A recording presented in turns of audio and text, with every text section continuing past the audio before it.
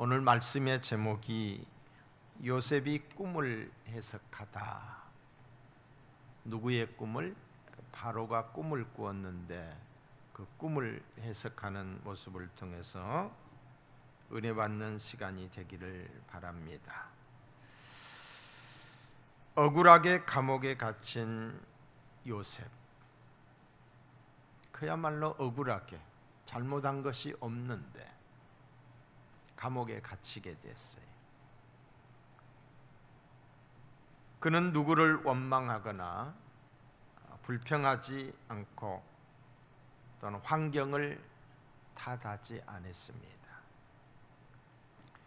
도리어 주어진 일에 성실했고 열악한 환경 가운데서도 이웃을 섬기는 섬김의 삶을 살았습니다.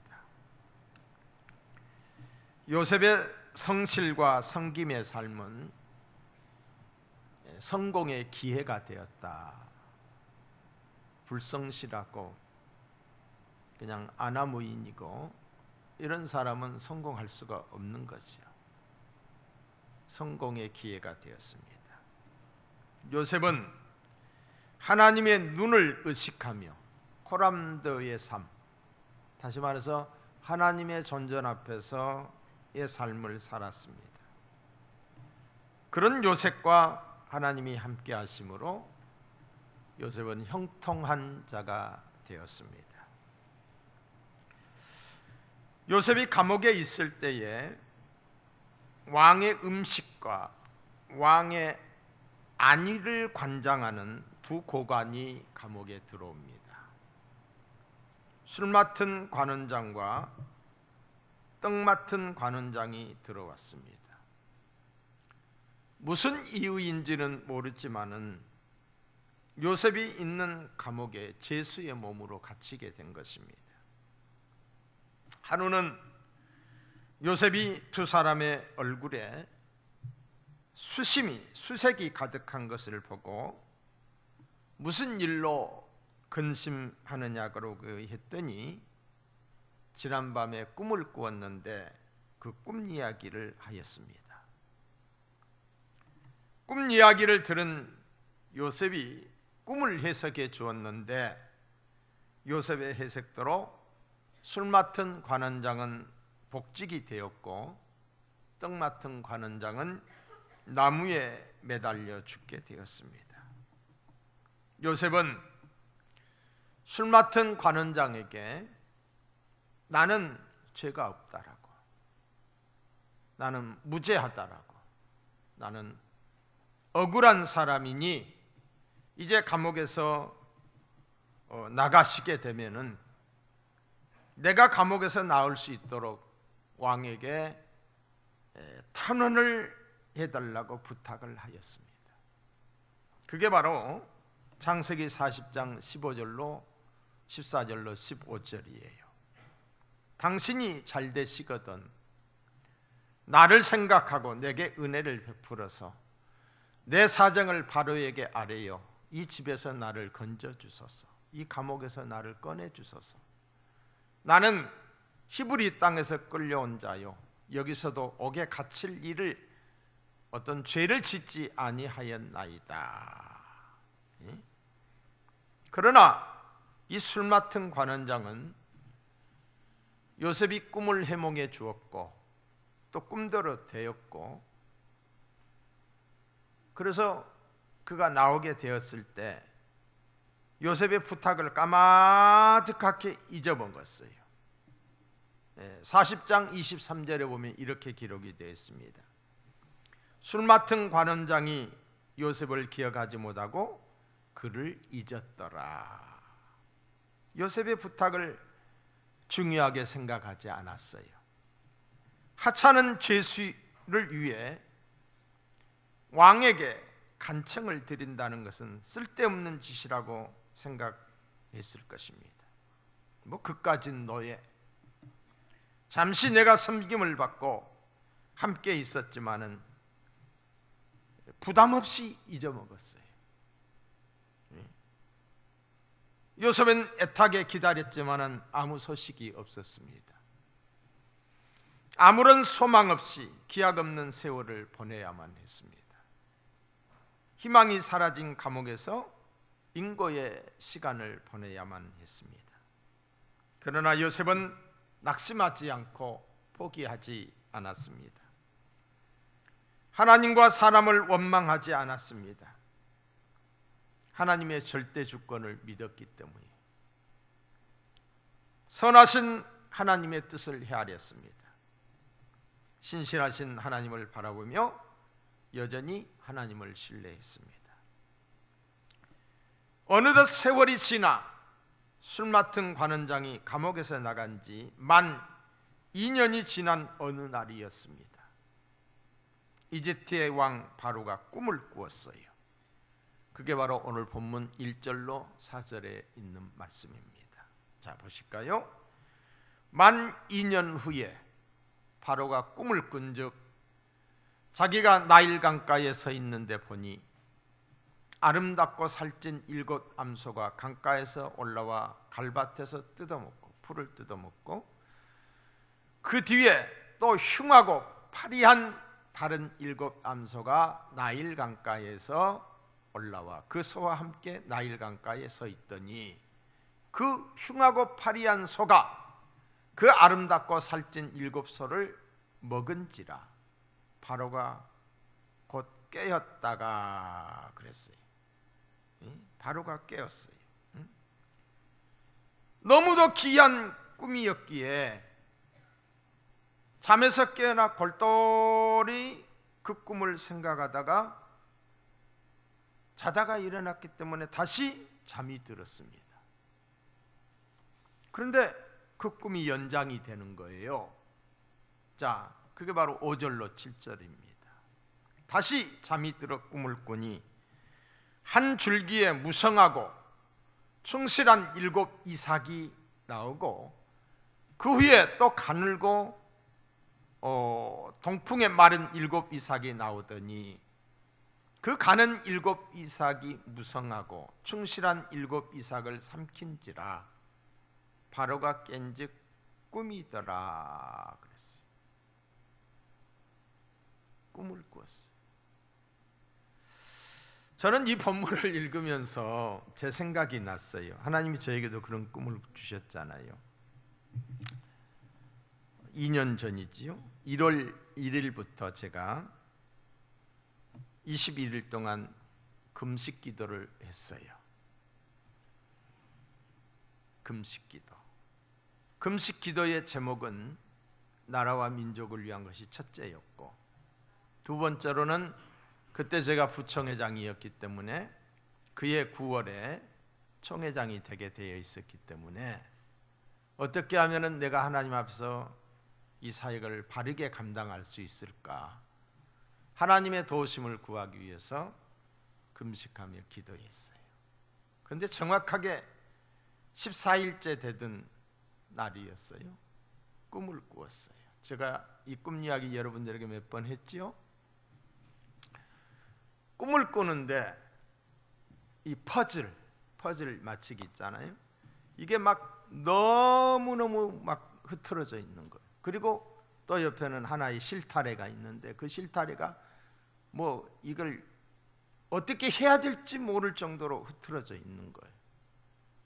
그래서 꿈에서도 그것을 맞추려고 하다가 안 됐어요. 꿈에서 깨어났어요. 자다 말고 제가 제 아내를 깨워가지고 참 이상한 꿈을 다 꾸었다고.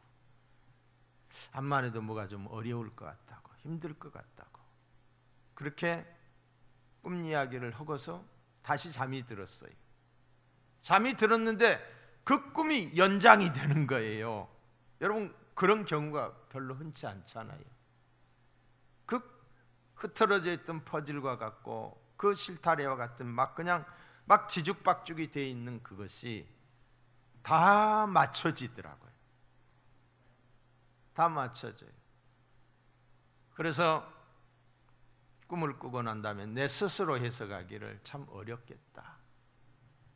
그러나 다시 회복은 될 수 있겠다. 제가 그 꿈을 마음에 두고 있어요.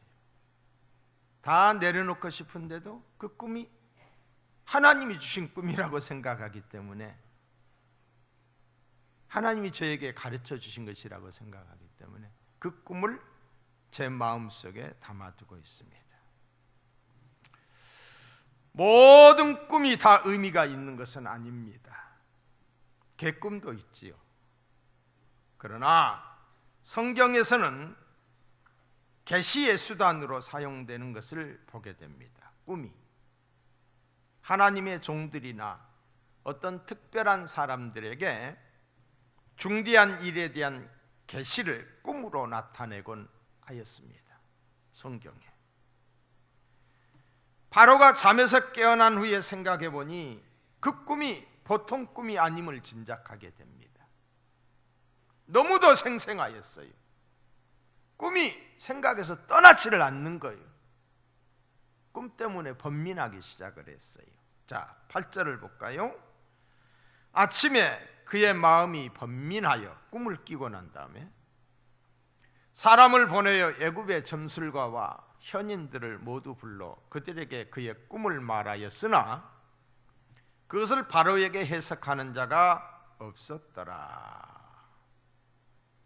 점술가와 박수와 현인들을 불러다가 꿈을 해석하라고 말을 했으나 그 꿈을 해석하는 사람이 없었다는 것이죠. 누구도 해석하지 못했습니다. 왜 해석하지 못했을까요? 하나님이 계시하신 꿈이었기 때문입니다. 하나님이 계시하신 꿈은 하나님의 사람만이, 기도하는 사람만이 해석을 할 수가 있는 것이지요. 바로 왕이 꿈을 꾼 이후 초조하고 어쩔 줄을 몰라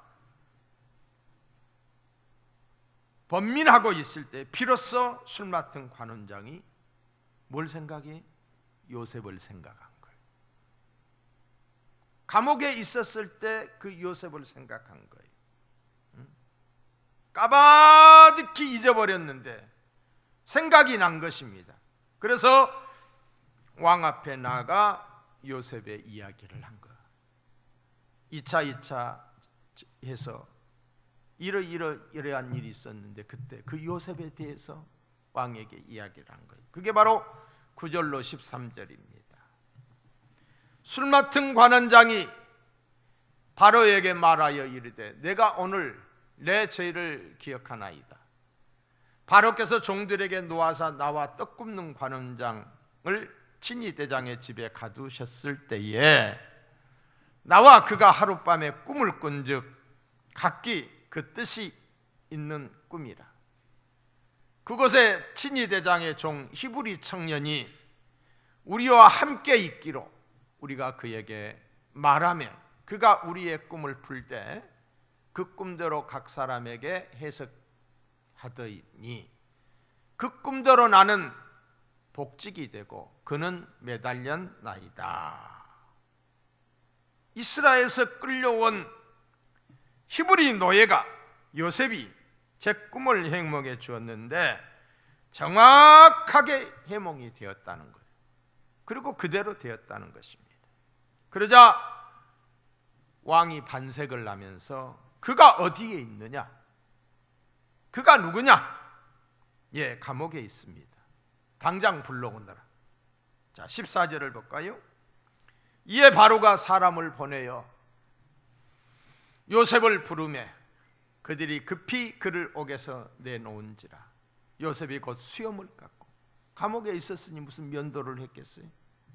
또 옷을 갈아입고 바로에게 들어가니 그랬어요.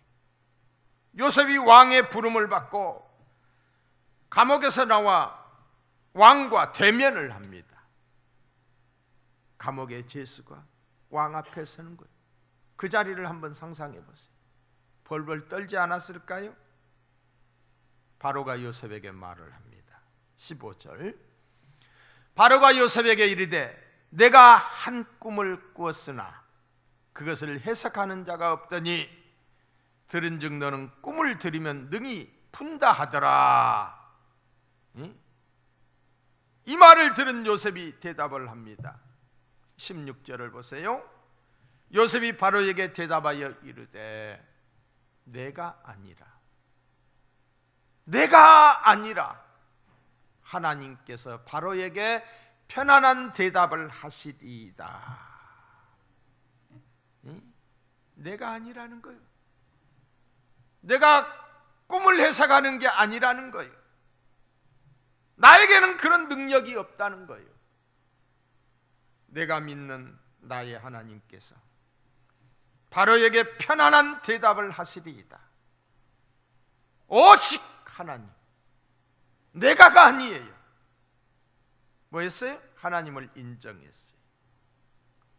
요셉이 이렇게 말한 것은 요셉의 일생이 오직 하나님만을 바라보고 하나님의 뜻을 헤아리며 하나님을 의지하고 하나님의 절대 주권을 인정했다는 삶에 대한 반증입니다. 평소에 그렇게 살지 않았으면 내가 믿는 나의 하나님이 답을 주시리이다 이렇게 말하지 못했을 거예요. 평소의 삶이 그러했다는 것이지요. 잠언서 3장 5절로 6절에 보시면 너는 마음을 다하여 여호와를 신뢰하고 내 명철을 의지하지 말라. 너는 범사의 그를 인정하라. 그리하면 내 길을 지도하시리라. 범사의 그를 인정하라. 그리하면 내 길을 지도하시리라. 요셉은 범사의 하나님을 인정했습니다. 우리와 요셉의 차이가 있다고 한다면, 우리와 요셉의 다른 점이 있다고 한다면, 우리는 내 삶의 주인이 하나님이 아닌 나인 경우가 너무 많다는 거예요. 내 마음대로 내 뜻대로. 내가, 하나님은 없어요. 내가 다 시작부터 끝까지 내가 다 해놓고 어려움 당하면은 더러 하나님을 원망하는 경우들이 있어요. 시작에서부터 끝까지 하나님의 뜻을 묻고 하나님이 합당한 일인가? 하나님의 뜻을 묻는 것이 아니라 내가 주인 되어서 산다는 거지요. 뿐만 아니라 내게 속한 모든 것이 다 내 것입니다.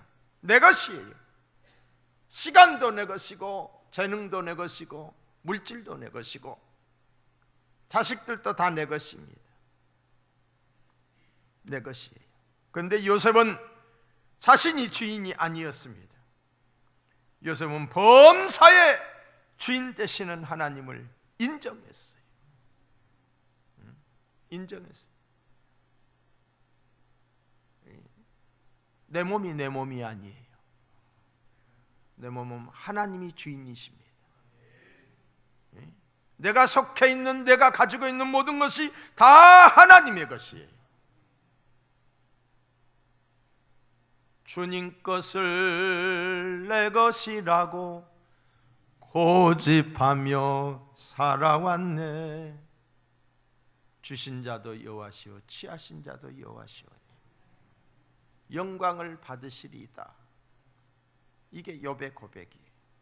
사랑하는 성도 여러분, 우리는 청지기입니다. 관리자입니다. 하나님의 것을 관리하는 청지기, 관리자.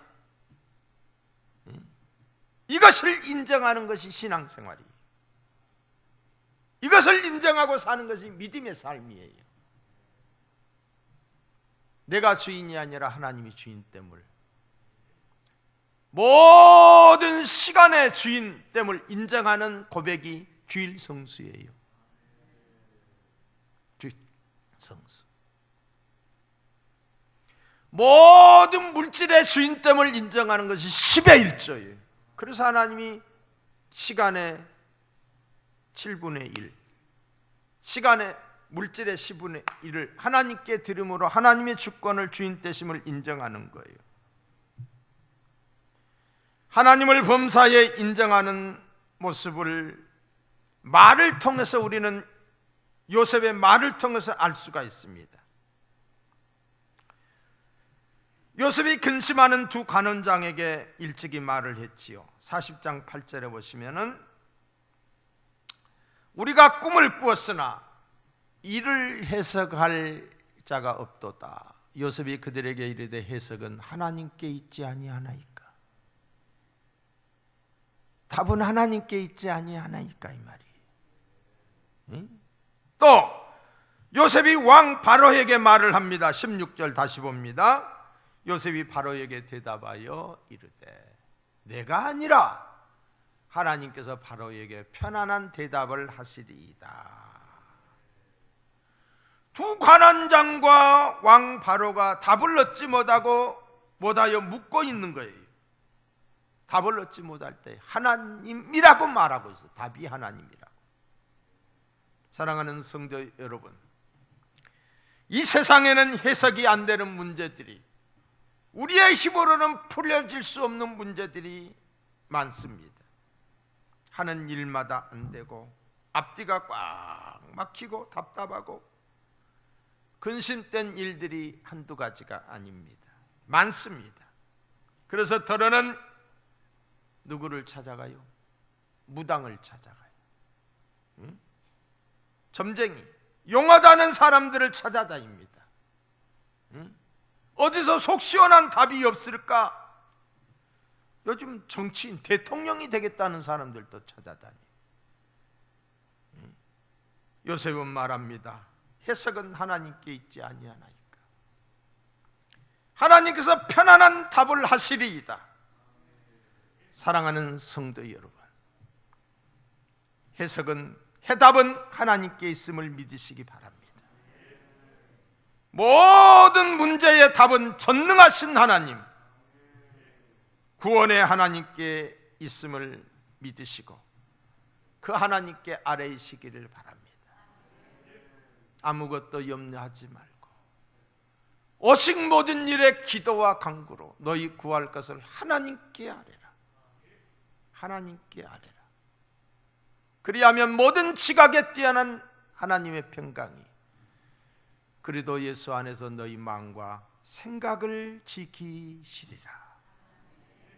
믿음의 사람은 어떤 상황에서도 하나님을 신뢰하고 하나님을 의지합니다. 그것이 요셉의 모습이고 저와 여러분의 모습이어야 합니다. 어떤 상황 속에서도. 종종 성도들 중에는 이런 사람들이 있습니다. 여기 가면 해답을 얻을 수 있을까? 저기 가면 시원한 답이 없을까? 예수 믿으니 무당이나 점쟁이한테는 못 가고, 그런데 무당들이 하는 이야기가 권사들도 많이 온대. 온다는 거예요. 나는 그런 사람들은 구원이 없다고 생각하는 사람들이. 예언 기도한다는 사람들을 찾아다니는 사람들이 있습니다. 이런 사람들은 신앙생활을 안정적으로 하기가 어렵습니다. 이리저리 기웃기웃거리다가 이단에 빠지는 경우들이 적지 않습니다. 우리 교회도 그런 분들이 있잖아요. 이리저리 기웃거리다가 신천지에 간 사람들이 있어요. 그런 사람들이 뭐라고 그래요? 말씀을 잘 쪼갠다고 그러지. 무슨 말씀이 장자기간대 쪼개요? 내 교회관에 정착하시게 돼요. 내 교회관. 내 교회관에. 여러분, 오늘은 법동초등학교에 가고 내일은 송촌초등학교에 가는 사람이 있어요? 내가 공무원이라고 해서 오늘은 대덕구청에 가고 내일은 서구청에 가고 그런 사람이 있어요?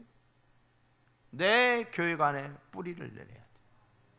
정착을 해야 돼. 말씀을 많이 무슨 장작 쪼개지 못해도 교회 안에서 가르쳐 주는 것만 가지고도 충분히 구원받고 충분히 복을 받아요. 그런데 이것저것 기울이다가 이단에게 먹히는 거예요. 내 교회관에 정착이 돼야 돼. 언젠가 제가 그런 설교를 했어요. 저쪽에 있을 때에 제 메시지에 은혜가 받지 못하시는 분들은 다른 데로 가도 됩니다. 내가 이런 말을 안 해도 되는 말을 했어요. 그런데 어느 분이 와가지고 목사님 메시지가 제 귀에 안 들려서 저 교회 옮길게요. 근데 내가 할 말이 없어요. 그 말을 진짜로 했어요. 진짜로. 내가 할 말이 없더라고요. 제 아내가 하는 말이 다시는 그런 말 하지 말라고 해서 내가 안 해요. 근데 여러분, 뭐 부득불 이사를 간다든가 어떤 사정이 있다든가 그러면 제가 항상 축복 기도해서 보내요. 도망가듯이 가는 것은 그건 바람직하지 않아요. 근데 마음이 아플 때가 있어요. 송천동에서 송천동으로 갈 때에, 우리 교회에서 신앙생활하다가 샬롬 교회로 가고 또 다른 교회로 갈 때 마음이 진짜 아파요. 여러분들은 그걸 모를 거예요. 저에게 욕심이 있다고 한다면은 양에 대한 성도의 욕심이에요. 그런 욕심마저 없다면 목회가 제대로 안 되겠지요.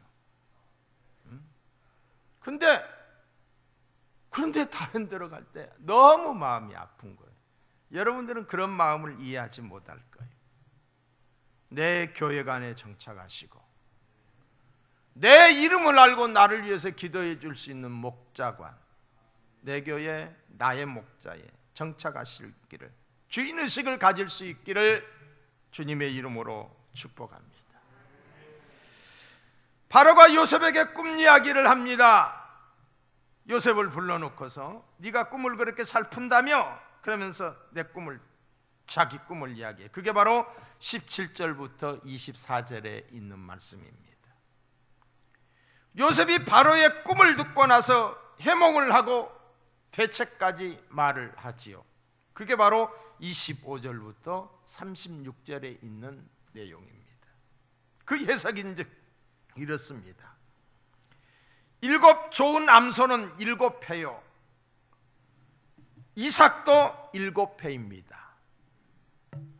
파리하고 흉한 7소는 7회 흉년이요, 동풍에 말라 빈 7 이삭도 7회의 흉년입니다. 이 두 가지의 꿈을 꾸었는데 이 꿈은 둘이 아니라 하나입니다. 앞으로 하나님이 하실 일을 왕에게 미리 보여주신 것입니다. 앞으로 7년 동안 건 풍년이 있을 것입니다. 이 풍년의 때에 창고를 많이 지어서 곡식을 저장해 두어야 합니다.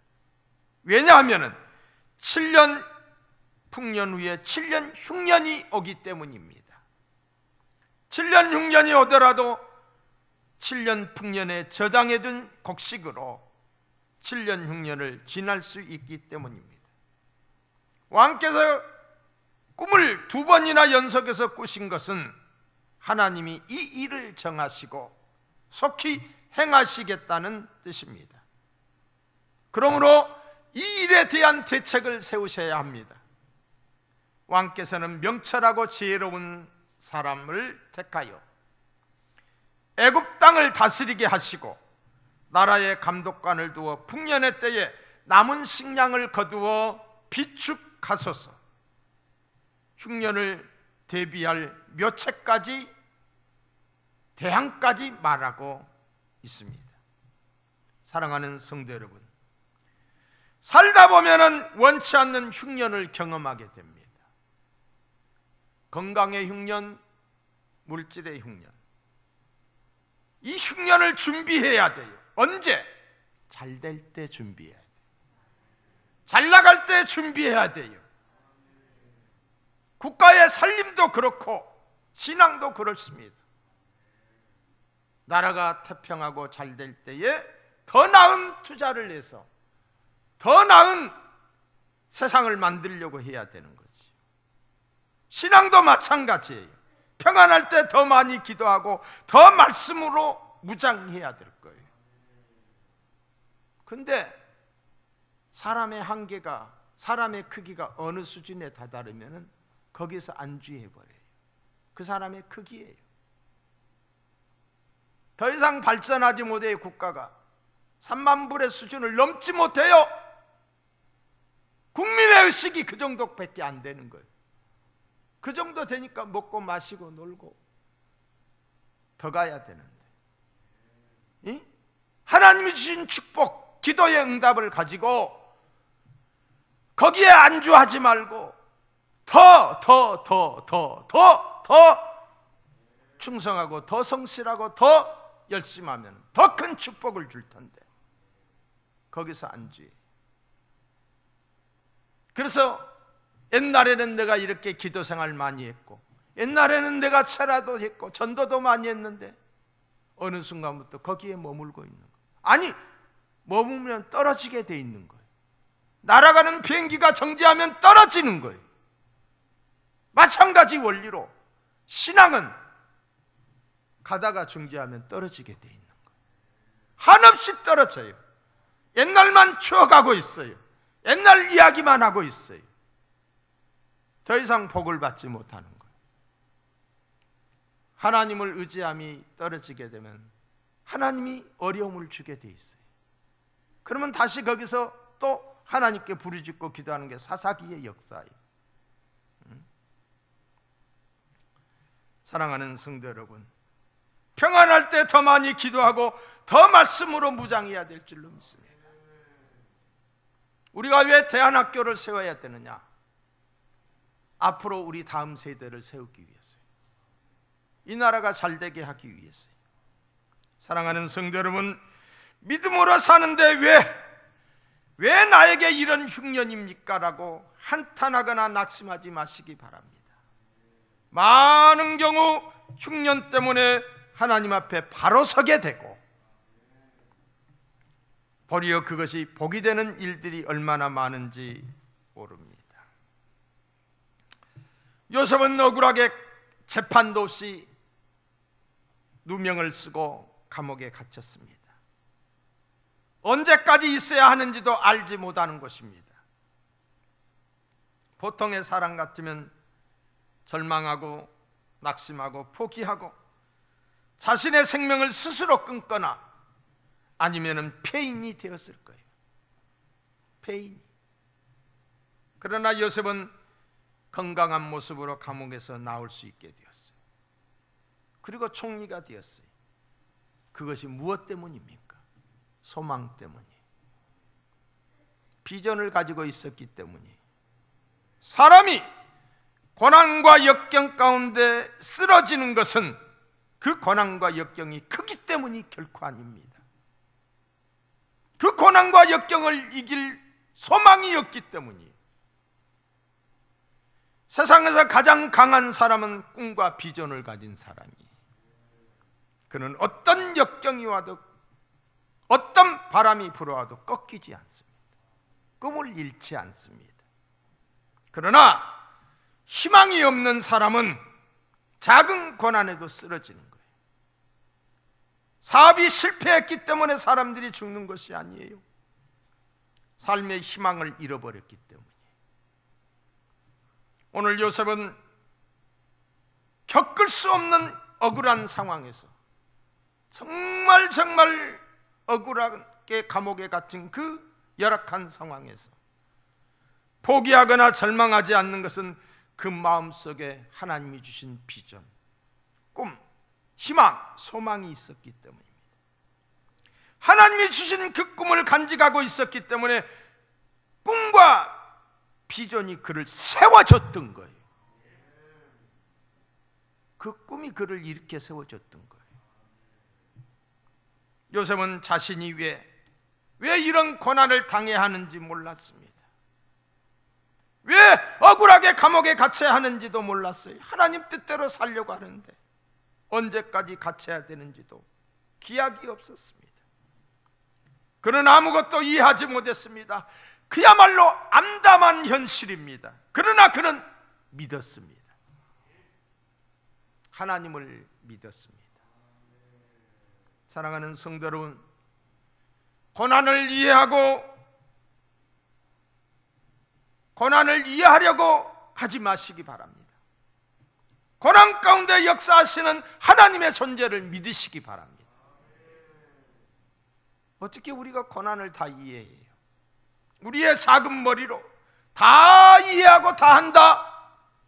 불가능한 겁니다. 이해가 가지 않음에도 믿는 것들이 얼마나 많아요. 스마트폰의 원리를 아시나요? 그 속에 다 들어가 있잖아요. 이 조그마한 것 속에 다 이해하시나요? 원리를 아시나요? 모르잖아요. 근데 믿잖아요.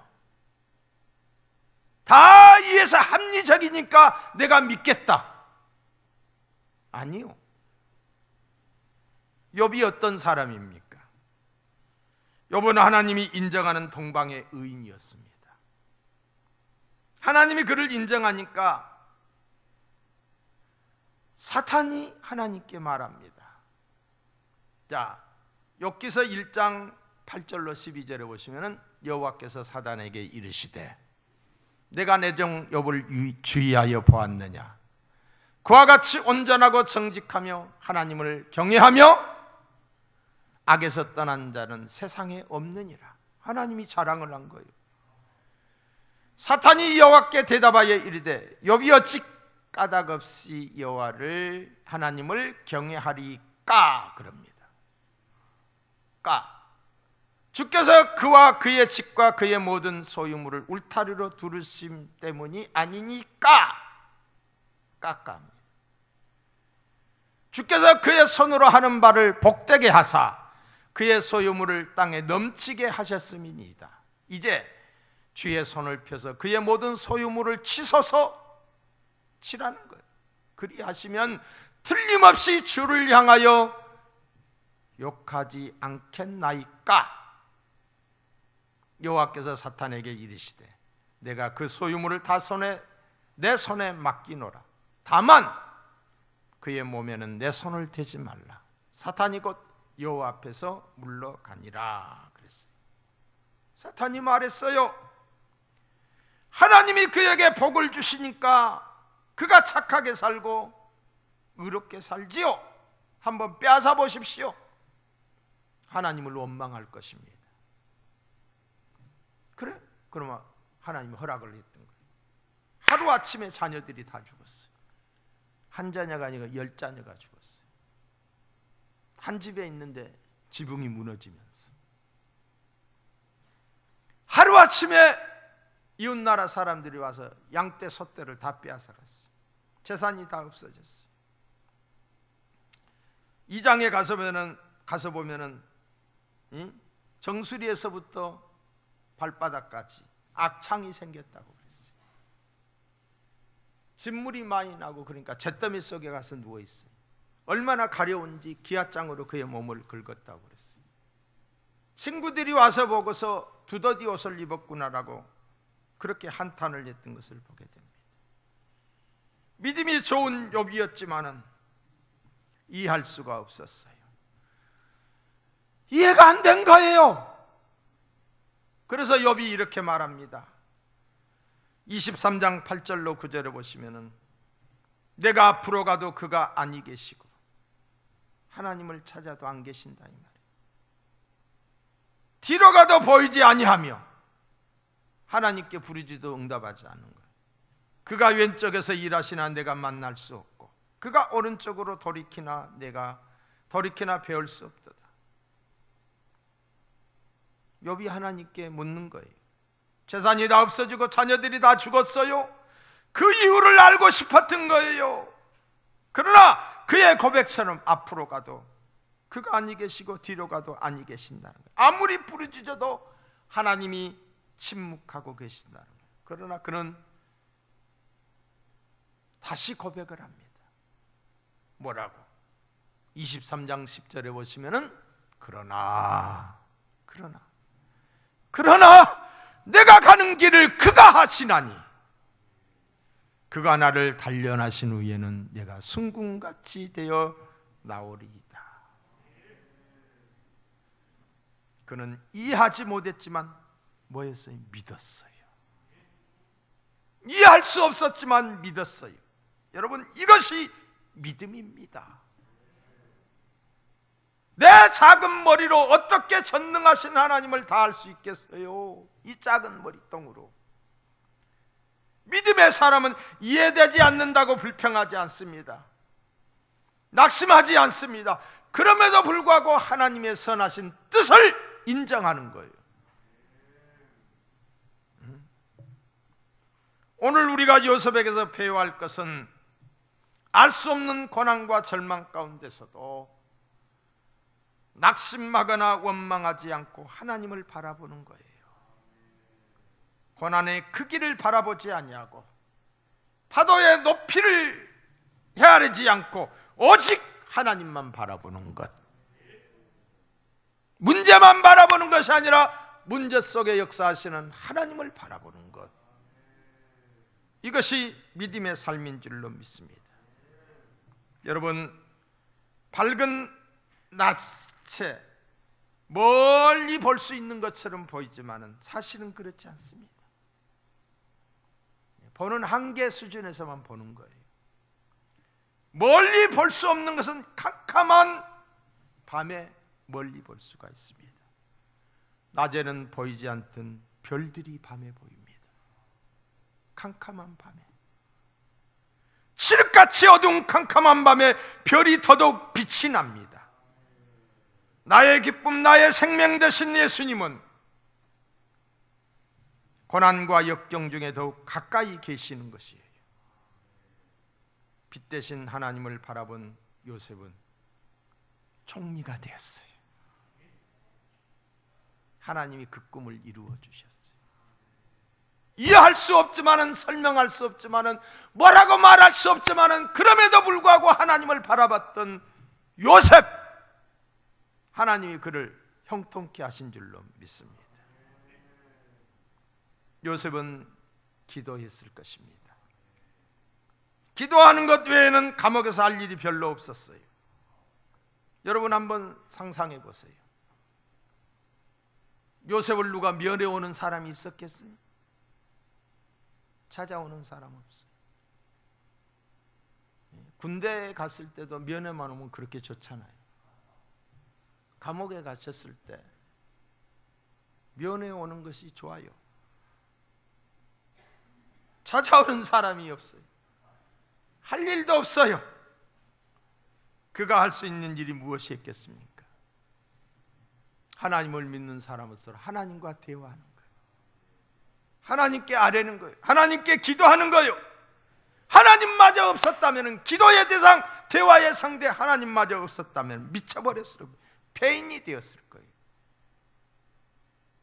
하나님께 하소연을 했지요. 요셉은 하루에도 수도 없이 무릎을 꿇고 기도함으로 이 절망을 이길 수 있었던 거예요. 기도는 하나님과의 대화예요. 하나님과 대화를 한 거예요. 기도는 영혼의 호흡이에요. 하나님과 대화하는 사람은 역경과 고난 중에도 굴하지 않습니다. 그러나 하나님과 대화가 그친 사람은 작은 역경에도 넘어지고 마는 것입니다. 그리스도인의 증거, 크리스찬이 된 증거는 하나님 앞에 기도한다는 데 있어요. 당신이 진짜 크리스찬이십니까? 이꼬르 기도하는 사람. 전혀 기도하지 않는다. 영적으로 죽어 있다는 것입니다. 기도하시기 바랍니다. 여러분의 삶에 어려움이 있습니까? 고통이 있습니까? 사람에게 하소연하지 말고 하나님께 아뢰이시기를 바랍니다. 사람에게 이야기하면은 술관원장이 잊어먹었듯이 잊어먹어요. 남의 사정을 그렇게 심각하게 생각하지 않아요. 도리어 그것이 흉이 되고 비난의 여건이 되는 거예요. 하나님께 아뢰시기를 바랍니다. 여러분의 마음에 어떤 비전이 있습니까? 꿈이 있습니까? 우리 집사님들이 저에게 그런 이야기를 해요. 제가 세계의 많은 곳에 선교를 하고 싶다라고, 뭐 여러 가지 내용이지요. 기도하시기 바랍니다. 꿈을 가지시고 기도하시기 바랍니다. 꿈마저 없다? 목표가 없는 거죠. 꿈은 우리가 이루는 것이 아닙니다. 우리가 수고하여 이루는 것이 결코 아닙니다. 우리의 꿈은 하나님이 역사하실 때 이루어지는 줄로 믿습니다. 하나님이 역사하도록 움직이는 그 힘이 무엇일까요? 그게 바로 기도입니다. 우리가 기도하면 하나님이 움직이십니다. 역사하십니다. 사방이 가로막혀도 낙심하지 마시기 바랍니다. 사방이 다 가로막혀도 하늘이 열려 있어요. 앞뒤 전후 사방 다 막혀 있어도 위에 계신 하나님, 위가 열려져 있어요. 여러분, 삶에 고통이 있습니까? 물질 문제로 인하여 어려움을 당하고 있습니까? 인간관계의 갈등으로 슬픈 분들이 계십니까? 삶의 무게가 너무나 힘들어서 비틀거리고 계시는 분은 아니 계십니까? 큰 슬픔에 잠겨 있지는 않습니까? 눈을 들어 하나님을 바라보시기 바랍니다. 그게 뭐예요? 그게 기도예요. 그게 기도예요. 여러분에게 부탁합니다. 나라가 지금 어렵습니다. 위기 상황입니다. 굉장히 중요한 때입니다. 우리 교회가 다시금 도약해야 됩니다. 부흥해야 됩니다. 한국 교회가 살아나야 됩니다. 이번 40일 작전 기도가 다음 주부터 있게 돼요. 전 성도가 함께 해주시기 바라요. 문제가 아니라 기도하지 않음이 문제예요. 장로님들은 장로님들대로 깨어나시기 바라요. 제가 오늘 오후에 당회를 한다고 그랬어요. 임시 당회를. 장로님들에게 좀 부담을 주기 위해서요. 같이 기도하기 위해서. 권사님들을 다시금 회복할 수 있기를 바랍니다. 기도가 지금 완전히 다운이 돼 있어요. 마음들이 그냥 무너져 내려가 있어요. 우리가 기도의 불씨가 돼야 돼요. 우리가 부흥의 불씨가 돼야 돼요. 그러기 위해서 이번 기도회를 하는 거예요. 전 성도가 함께 할 수 있기를 주님의 이름으로 축복합니다.